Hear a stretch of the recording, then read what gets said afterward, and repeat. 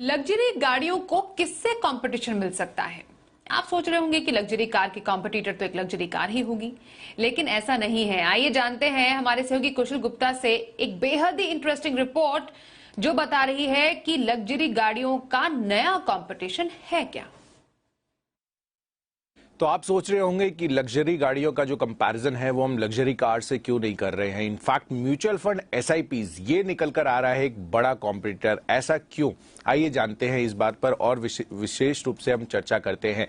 In fact Mercedes की जो management है उनकी तरफ से ये बयान आते हुए दिख रहे हैं कि जो इंडियन इंडिविजुअल्स है उनकी जो सेविंग्स है वो कहीं ना कहीं अब म्यूचुअल फंड एसआईपीज की तरफ ज्यादा फोकस कर रही है, क्योंकि जो डिस्पोजेबल इनकम उनके हाथ में रहती है वो अब एसआईपीज में ज्यादा लगाना शुरू कर रहे हैं। तो डेफिनेटली यहां पर इसका जो इम्पैक्ट है वो आगे चलकर हो सकता है कि मर्सिडीज को देखना पड़े।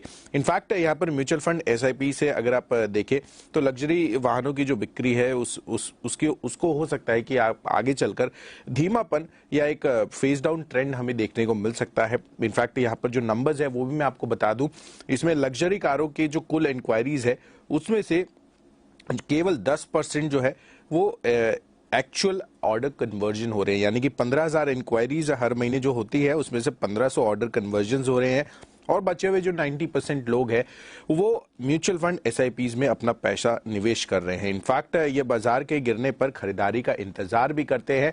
तो डेफिनेटली जो डिस्पोजेबल इनकम है, मिसाल के तौर पर अगर 50,000 रुपए की एसआईपी है वो करते हैं तो डेफिनेटली एक डिस्पोजेबल इनकम का बड़ा चंक एसआईपीज में जाता हुआ दिखता है, जो कि अगर मर्सिडीज आगे चलकर खरीदने में लगाया जाए तो डेफिनेटली इनका जो मार्केट है वो बड़े रूप से एक्सप्लोड हो सकता है। बट कहीं ना कहीं जो सेविंग्स वाली हैबिट है भारतीय इंडिविजुअल्स की वो यहाँ पर साफ तौर पर दिख रही है और एसआईपीज का जो मूल मंत्र है या फिर आप कह सकते हैं कि जो थॉट प्रोसेस है यहाँ पर सेविंग्स करने का थ्रू एसआईपी, वो भारत के कल्चर में अब और ज्यादा दर पर बढ़ता हुआ जा रहा है। और ये क्लियरली एविडेंट है एमफी के डेटा से। अक्टूबर महीने में 13,000 करोड़ रुपए के पार पहली बार यहां पर आपको मंथली एसआईपी इनफ्लोज आते हुए दिखे हैं।